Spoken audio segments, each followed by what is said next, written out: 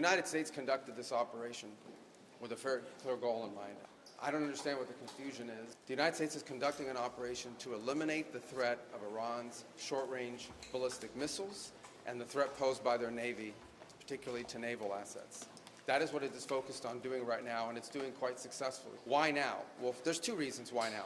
The first is it was abundantly clear that if Iran came under attack by anyone, the United States or Israel or anyone, they were going to respond and respond against the United States. The orders had been delegated down to the field commanders. It was automatic, and in fact, it bared to be true, because in fact, within an hour of the initial attack on the leadership compound, the missile forces in the south and in the north, for that matter, had already been activated to launch. In fact, those had already been pre-positioned. The third is the assessment that was made that if we stood and waited for that attack to come first before we hit them, we would suffer much higher casualties. And so the president made the very wise decision.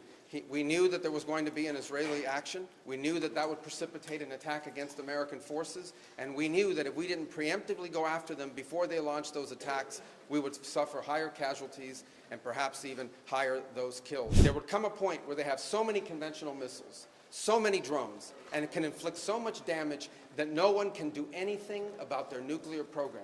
And that's why this was such a critical mission to undertake now, while they were at their weakest point, and not a year from now, where they could inflict even more damage and perhaps already be behind that point of immunity. Why not notify Congress ahead of this, and does Congress? Well, we did. We notified Congress. I mean, we notified the Gang of Eight. We notified congressional leadership.